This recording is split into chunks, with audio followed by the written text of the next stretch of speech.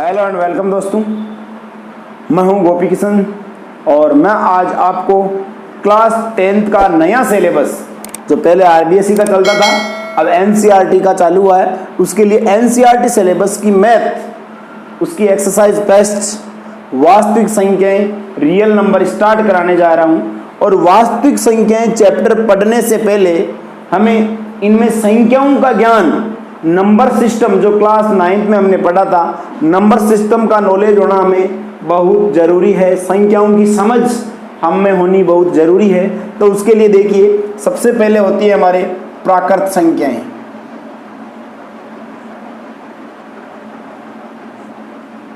प्राकृत संख्याएं इनको बोलते हैं हम नेचुरल नंबर।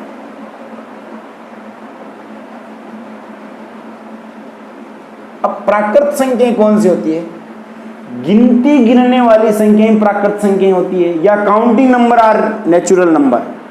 गणना करने वाली संख्याएं प्राकृत संख्या होती है। जैसे मैं कहूँगा मेरे पास मार्कर है, मार्कर कितने हैं, मेरे आपके बैग में किताबें कितनी हैं, उनके लिए हम काम में लेते हैं प्राकृत संख्याओं को, क्योंकि गिनती हमें पता है, हम 1 से स्टार्ट करते हैं, 1 2 3 4 5। देखो प्राकृत संख्या n होती है, उनको हम कह सकते हैं गिनती गिनने वाली संख्याएं, या 1 2 3 4। ये प्राकृत संख्याओं की हमारी डेफिनेशन हो गई। गणना करने वाली संख्याएं प्राकृत संख्याएं होती है, या हम कह सकते हैं 1 से अनंत तक की संख्याएं, 1 से अनंत तक की संख्याएं प्राकृत संख्याएं कहलाती हैं, या कह सकते हैं हम गणना करने वाली संख्याएं प्राकृत संख्या होती है। प्राकृत संख्याओं के बाद में संख्याओं में दूसरा नंबर आता है पूर्ण संख्याओं का। किसका आता है? पूर्ण संख्याओं का। और पूर्ण संख्याएं होल नंबर,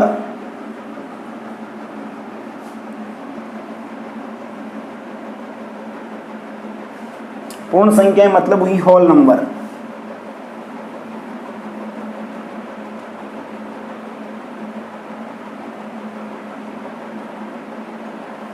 पूर्ण संख्याएं होती है होल नंबर। अब देखिए ये कौन सी होती है? W से डिनोट करते हैं इसको। जब प्राकृत संख्याओं में जीरो को और सम्मिलित कर लिया जाए तो वह संख्याएं पूर्ण संख्याएं होती है। जब देखिए 0 से तो 0 1 2 3 4 5 इन्फिनिटी तक ये चल रही है, इन्फिनिटी तक ये चल रही है। देखिए जब प्राकृत संख्याओं में जीरो को और सम्मिलित कर लिया जाए, जब प्राकृत संख्याएं हमने पढ़ी तो हमें वहां पर जीरो की कमी महसूस हुई कि हमारे पास 1 मार्कर है तो हम कह देंगे 1 मार्कर है, 2 है तो कह देंगे 2 मार्कर है, 5 है तो कह देंगे 5 है, 100 है तो कह देंगे 100 है। अगर हमारे पास मार्कर है ही नहीं तो उसको कहेंगे मार्कर है नहीं, या उसको मार्कर है कितने हैं संख्या में क्या कहेंगे। उसके लिए हमें जीरो की जरूरत पड़ी, और जीरो को सम्मिलित करने के लिए हमें संख्याओं का नया समूह बनाना पड़ा। वो हुआ हमारा पूर्ण संख्याएं। कौन सा हुआ? पूर्ण संख्याएं। और उसके बाद में पूर्ण संख्याओं को और इसके हिसाब से ले सकते हैं 0 से अनंत तक की संख्याएं। 0 से अनंत तक की संख्याएं पूर्ण संख्याएं होती है। उसके बाद में तीसरी संख्याएं आएगी हमारे पूर्णांक संख्याएं। पूर्णांक संख्याएं, इंटीजर नंबर, इंटीजर नंबर।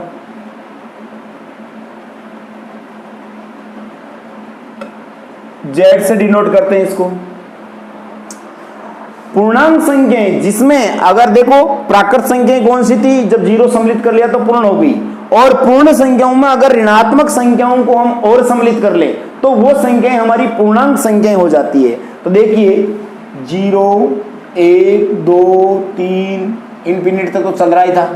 अब इनमें हम ऋणात्मक संख्याएं और शामिल कर ले, -1 -2 -3, इस प्रकार से इन माइनस इन्फिनिटी तक, माइनस इन्फिनिटी तक। तो या इसको कह सकते हैं माइनस इन्फिनिटी, माइनस अनंत से प्लस अनंत तक की संख्याएं आपके होती है पूर्णांक संख्याएं। ध्यान रहे कि आपके इधर माइनस वाली संख्याएं होती है ऋणात्मक पूर्णांक, ये तो होती है ऋणात्मक पूर्णांक संख्याएं। और प्लस वाली 0 0 होता है, इसको पूर्ण संख्याओं में शामिल करते हैं हम, पूर्णांक भी कह सकते हैं। पर ऋणात्मक धनात्मक 0 ऋणात्मक धनात्मक नहीं होता है, 0 0 होता है अपने आप में ऋणों। और ये आपके हो गई धनात्मक पूर्णांक संख्या। प्लस वाली संख्याओं को धनात्मक पूर्णांक संख्याएं बोलती है और बोलते हैं, और माइनस वाली संख्याओं को हम बोलते हैं ऋणात्मक पूर्णांक संख्याएं। तो देखिए 3 प्रकार की संख्याएं हमने पढ़ ली, प्राकृत संख्या 1 से अनंत तक की, पूर्ण संख्या 0 से अनंत तक की, और पूर्णांक संख्या आपके जो माइनस अनंत से प्लस अनंत तक की के बीच में जो भी संख्याएं आती है, परफेक्ट नंबर आते हैं, वो आपके होती है पूर्णांक संख्याएं। उसके बाद में आपके प्राकृत हो गई, पूर्ण हो गई, पूर्णांक हो गई, उसके बाद में चौथी संख्याएं हम लेंगे, वो संख्याएं हैं हमारे परिमेय संख्याएं।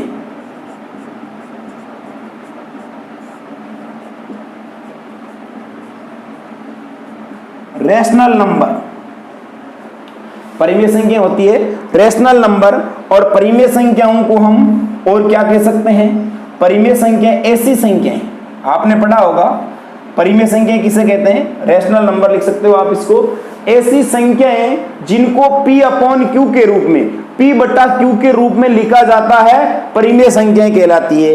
ऐसी संख्याएं जिनको P बटा Q के रूप में लिखा जाता हो, वो सारी संख्याएं कौन संख्या होती है, परिमेय संख्याएं। ध्यान रहे P बटा Q के रूप में लिखी जानी चाहिए, पर यहां पर P बटा Q के रूप में लिखी जाने वाली पर Q बराबर नहीं होना चाहिए किसके, 0 के। P बटा Q के रूप में लिखी जानी चाहिए, बल जहां पर Q 0 के बराबर नहीं होना चाहिए। अगर Q 0 के बराबर क्यों नहीं होना चाहिए, अगर Q की जगह 0 हुआ तो 0 का किस संख्या में भाग जाता है कितनी बार, इन्फिनिट, और इन्फिनिट का हम पता नहीं लगा सकते कि P बटा Q की फॉर्म क्या है, ये आपके इस प्रकार से। और यहां पर P है वो पूर्णांक है, और Q भी है अपने आप में एक क्या है, पूर्णांक है। P और Q दोनों क्या है अपने आप में, पूर्णांक है, ये ध्यान रहे। P बटा Q के रूप में लिखी जाने वाली संख्याएं पूर्णांक संख्या होती है। जैसे फॉर एग्जांपल, इसका एग्जांपल लेते हैं हम परिमेय संख्याओं का,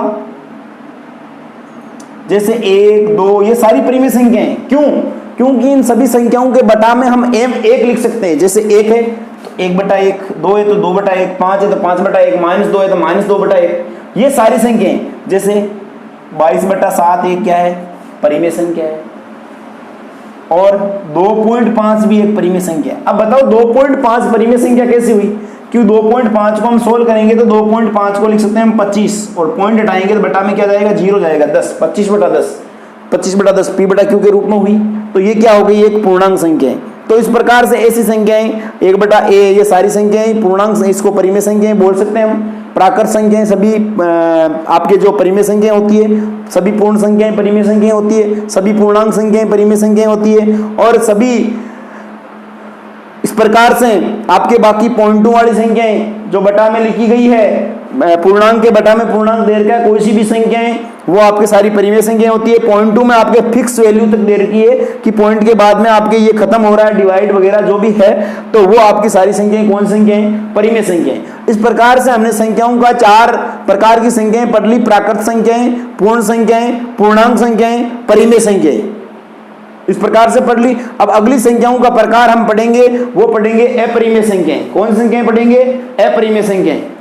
अपरिमेय संख्या मतलब इरेशनल नंबर। इरेशनल नंबर, परिमेय संख्या रैशनल नंबर का। परिमेय संख्या किसे कहते हैं, ऐसी संख्या जिनको P अपॉन Q के फॉर्म में लिखा जा सकता है, P बटा Q के रूप में लिखा जा सकता है, परिमेय संख्या कहलाती है। ऐसी संख्याएं जिनको P बटा Q के रूप में नहीं लिखा जा सकता, ऐसी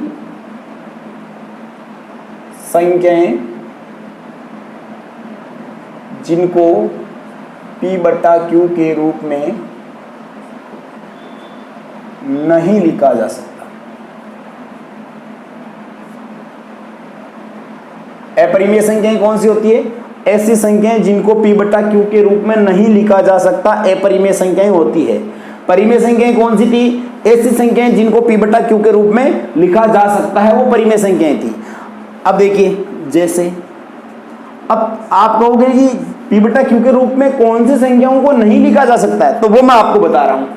आपके जैसे देखिए √2, √3, आप कहोगे √4, √4 नहीं होती, क्योंकि √4 का वर्ग, 4 का रूट कितना होता है, 2 होता है, और 2 अपने आप में कौन संख्या है, प्राकृत संख्या है, पूर्ण संख्या है, पूर्णांक संख्या है, और सभी प्राकृत संख्याएं, पूर्ण संख्याएं, पूर्णांक संख्याएं कौन संख्या होती है, परिमेय संख्याएं। तो 2/1 के रूप में लिखे जा सकते हैं उसको। तो √2, √3, √5, ये रूट वाली सारी संख्याएं कौन संख्या होती है? अपरिमेय संख्याएं। रूट वाली सारी अभाज्य संख्याएं परिमेय संख्याएं होती है। और उसके बाद में आपके देखिए जैसे 2.345 ... आगे हमारे यहाँ पता नहीं चल रहा है कहां तक खत्म हो रही है, वो सारी संख्याएं कौन संख्या होती है? अपरिमेय संख्या होती है। हालांकि इसमें यदि कोई अंक की आवर्ती हो तो वह अपरिमेय नहीं होगी, वो परिमेय हो जाएगी। कोई अंक जैसे 3 3 3 3 3 3 आ जाता है, उसको परिमेय संख्या होती है, जो हमने पहले पढ़ा भी था और भी पढ़ लेंगे आगे। और उसके बाद में जैसे आपके देखो एक ये इंपॉर्टेंट है, पाई एक अपरिमेय संख्या है। हमने पहले पढ़ा था परिमेय संख्याओं के एग्जाम्पल में कि 22/7, 22/7 तो एक क्या है? एक परिमेय संख्या है, बल्कि पाई एक अपरिमेय संख्या है। पाई एक अपरिमेय संख्या है और पाई का मान 22/7। ऐसा क्यों? आप कहोगे कि पाई का मान नहीं तो 1/7 लेते हैं हम पाई का। तो ये आपको मैं बता दूं कि ये पाई की फिक्स वैल्यू 22/7 नहीं होती है, पाई के लगभग बराबर होता है। ये लगभग पाई की मान 22/7 होता है। इसलिए पाई की वैल्यू हम 22/7 क्वेश्चन को सरल बनाने के लिए लेते हैं कि पाई की परफेक्ट वैल्यू 22/7 नहीं होती है। तो ये ध्यान रहे आपको कि पाई एक अपरिमेय संख्या है, बल्कि 22/7 एक परिमेय संख्या है। ये इंपॉर्टेंट लॉजिकली बात आ रही है यहां पर। उसके बाद में देखिए अपरिमेय संख्याओं के बाद में हम लेंगे यहां पर वास्तविक संख्याएं।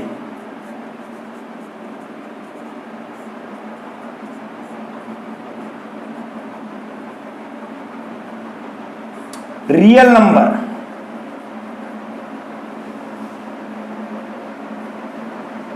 वो क्या होती है कि दुनिया की सारी संख्याओं को वास्तविक संख्याएं कहते हैं, या हम ऐसा कह सकते हैं, अच्छी परिभाषा देना चाहें तो हम कहेंगे समस्त परिमेय और अपरिमेय संख्याएं वास्तविक संख्याएं होती है, क्योंकि सभी परिमेय और अपरिमेय संख्याओं में सारी प्रकार की संख्याएं आ जाती है। तो हम लिख देंगे समस्त परिमेय व अपरिमेय संख्याएं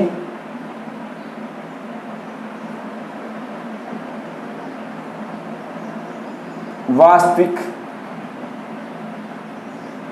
संख्याएं होती है। एक आपकी काल्पनिक संख्या होती है जो अभी आपके काम में नहीं आ रही है।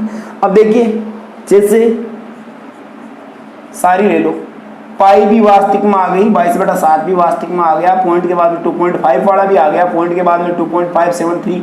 चल रहा है, वो सारी मतलब परिमेय और अपरिमेय जैसे 5, -5, 0, 1, 2 सारी संख्याएं कौन संख्याएं? देखो आपके सारी संख्याएं आ गई, हर प्रकार की संख्याएं आ गई। सारी संख्याएं कौन सी संख्याएं होती है? वास्तविक संख्याएं होती है। तो संख्याओं के ज्ञान में हमने सबसे पहले पढ़ा प्राकृत संख्याएं, वो था आपके 1 से अनंत तक की संख्याएं प्राकृत संख्या होती है, या गिनती गिनने वाली संख्याएं प्राकृत संख्या होती है। उसके बाद में हमने पढ़ा पूर्ण संख्याएं, और जब प्राकृत संख्याओं में 0 को सम्मिलित कर लिया जाए अर्थात 0 से अनंत तक की संख्याएं पूर्ण संख्याएं होती है। और जब पूर्ण संख्याओं में ऋणात्मक संख्याओं को सम्मिलित कर लिया जाए, इट मींस आपके जो है माइनस अनंत से प्लस अनंत की संख्याएं आपके पूर्णांक संख्या होती है। पूर्णांक में आपके प्लस वाली संख्याओं को धनात्मक पूर्णांक बोलते हैं और माइनस वाली संख्याओं को हम ऋणात्मक पूर्णांक बोलते हैं। और पूर्णांक संख्याओं के बाद में हमने लिया परिमेय संख्याएं। ऐसी संख्याएं जिनको p/q के रूप में लिखा जा सकता है वो सारी संख्याएं परिमेय संख्याएं होती है, और ऐसी संख्याएं जिनको p/q के रूप में नहीं लिखा जा सकता वो अपरिमेय संख्याएं होती है। और वास्तविक संख्याएं कौन संख्याएं हुई? समस्त परिमेय और अपरिमेय संख्याओं के समूह को हम वास्तविक संख्याएं कहते हैं। इस प्रकार से हमने संख्याओं के बारे में पढ़ा। और कुछ अलग है आपके संख्याएं जैसे सम, विषम, भाज्य और अभाज्य, उनके बारे में भी आपको जानकारी होना बहुत जरूरी है, वो भी देखिए आप। अब देखो आपके परिमेय अपरिमेय वास्तविक संख्याएं होगी, उसके बाद में आपके सम संख्याएं और विषम संख्याएं भी होती है। सम संख्याएं इवन नंबर,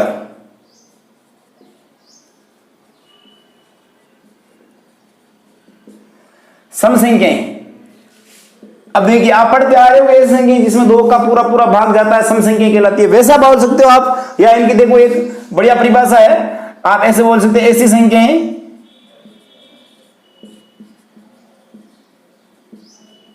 ऐसी संख्याएं जिनका इकाई अंक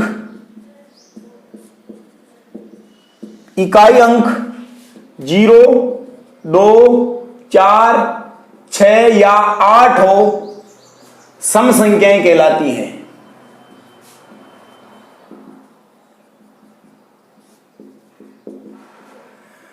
ऐसी संख्या जिनका इकाई का अंक 0, 2, 4, 6 या 8 में से हो, सम संख्या होती है। फॉर एग्जाम्पल जैसे आप ये कोई सी भी संख्या ले लो, जैसे 2, 16, 380, 300 आपके 74, जो भी है, लास्ट में जब इकाई अंक 0, 2, 4, 6 या 8 में से कितनी भी बड़ी संख्या हो, कितनी भी छोटी संख्या हो, इनमें से इकाई अंक हो, तो वो सारी संख्याएं सम संख्याएं होती है। उसी प्रकार से विषम संख्याएं, ऑड नंबर,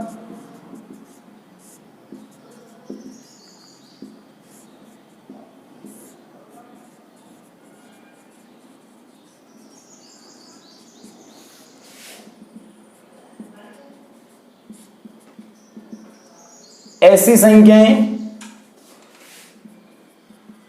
जिनका इकाई अंक 1, 3, 5, 7 या 9 हो, तो वे विषम संख्याएं होती है।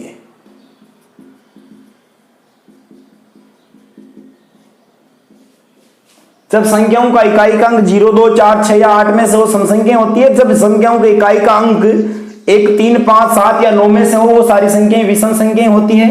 जैसे फॉर एग्जांपल आपके 3, 17, 371, 4575। देखो, जब इकाई का अंक चाहे कितनी भी बड़ी संख्या हो, कितनी भी छोटी संख्या हो, इकाई का अंक इनमें से हो कोई सा भी, तो वो विषम संख्या होती है। उसके बाद में देखिए, इंपॉर्टेंट बात बताने जा रहा हूं मैं, भाज्य संख्या और अभाज्य संख्या, भाज्य संख्याएं और अभाज्य संख्याएं, कंपोजिट नंबर्स और प्राइम नंबर। अब देखिए, इनमें क्या होता है, भाज्य संख्याएं और अभाज्य संख्याएं। भाज्य संख्याएं कौन सी होती है? ऐसी संख्याएं जो एक और स्वयं के अलावा अन्य किसी संख्या से विभाज्य हो, अन्य किसी संख्या का भाग जाता हो।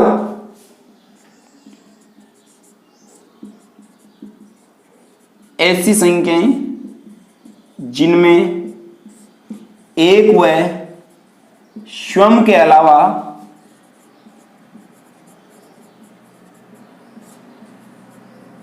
अन्य किसी संख्या का भाग जाता हो, भाज्य संख्याएं कहलाती है। भाज्य संख्याएं कहलाती है। उसके बाद में ले रहा हूं मैं अभाज्य संख्याएं। इसको भी देखिए साथ साथ, अभाज्य संख्याएं, ऐसी संख्याएं जिनमें एक व स्वयं के अलावा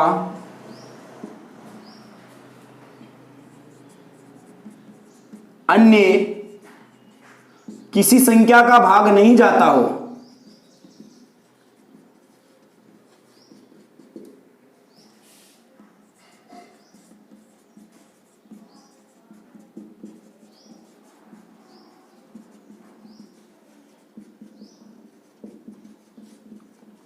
तो देखिए, ये हुई हमारी अभाज्य संख्याएं। तो आपके भाज्य संख्याएं हुई ऐसी संख्या जिसमें एक व स्वयं के अलावा अन्य किसी संख्या का भाग जाए। भाई, एक का हर संख्या में भाग जाता है, और स्वयं का खुद का हर संख्या में अपने आप में सबका भाग जाता है, और अन्य किसी संख्या का भाग और चला जाए, जैसे 4 में एक का जाता है, खुद जाता है, और अन्य की संख्या जाता है, तो वो भाज्य संख्या हुई।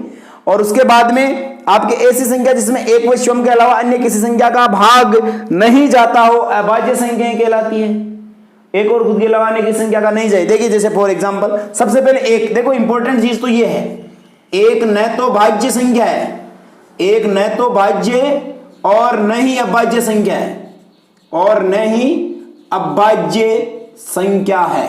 ये इंपॉर्टेंट बात आ रही है हमारे सामने। एक न तो भाज्य संख्या है और एक न ही अभाज्य संख्या है। उसके बाद में आएगा दो भाज्य हुई है, अभाज्य, दो में एक का भाग जाता है, स्वयं का जाता है, अन्य किसी संख्या का जाता है क्या? दो में नहीं जा रहा है, तो दो हुई हमारी अभाज्य संख्या। तीन में एक का जाता है, खुद का जाता है, तो तीन भी क्या हुई हमारी एक अभाज्य। चार में एक का जाता है, खुद का जाता है, और दो का भी जा रहा है, तो चार हुई भाज्य। 5 अभाज्य, क्योंकि 5 में एक और स्वयं का जाता है, अन्य की संख्या का भाग नहीं जाता है। 6 आपकी भाज्य, क्योंकि 6 में 1 का जाता है, 6 का जाता है, 2 का भी जाता, 3 का भी जाता, तो 6 आपके भाज्य हुई। 7 अभाज्य संख्या हुई आपकी। 8 आपकी भाज्य संख्या हुई, क्योंकि 1 का जाता, 2 का जाता, 4 का जाता, 8 का जाता। उसके बाद में 9 भी आपकी भाज्य, 1 का जाता, 3 का जाता, 9 का जाता। उसके बाद में 10 भी भाज्य। 11 है भाज्य, 11 में नहीं जा रहा है किसी का। 12 आपकी भाज्य हुई, 12 में जा रहा है 1 का, 2 का, 3 का, 4 का, 6 का। उसके बाद में आपके 13 हुई है भाज्य। 14 भाज्य, 15 भाज्य, 16 भाज्य, 17 अभाज्य, 18 भाज्य, 19 आपकी अभाज्य। इस प्रकार से ध्यान रखना, आगे से आगे हम कितनी भी संख्याएं देख सकते हैं आपके, जिसमें एक और स्वयं के अलावा अन्य किसी संख्या का भाग जाता है तो वो सारी संख्याएं भाज्य संख्याएं, और एक व स्वयं के अलावा अन्य की संख्या का भाग नहीं जाता है तो वो सारी संख्याएं हमारी अभाज्य संख्या हुई। देखिए एक तो क्वेश्चन इंपॉर्टेंट बात इसमें यह बन के आ रही है, एक न तो भाज्य संख्या होती है और न ही अभाज्य संख्या होती है। उसी प्रकार से सबसे छोटी भाज्य संख्या 4 होती है। ये हमारे सामने एक इंपॉर्टेंट बात हो रही है कि सबसे छोटी भाज्य संख्या क्या होती है, तो दिमाग में रखना है आपको परमानेंट कि सबसे छोटी भाज्य संख्या 4 ही होती है और सबसे छोटी अभाज्य संख्या 2 होती है। सबसे छोटी अभाज्य संख्या क्या होती है? 2 होती है। तो ये आपको दोस्तों इस प्रकार से ध्यान रखना है। ये संख्याओं का सहारा मैंने बताया अभी, और हम नेक्स्ट वीडियो में इसका वास्तविक संख्याओं की चर्चा करेंगे और इसमें हम यूक्लिड विभाजन प्रमेय से संबंधित एचसीएफ और एलसीएम ज्ञात करना सीखेंगे। धन्यवाद।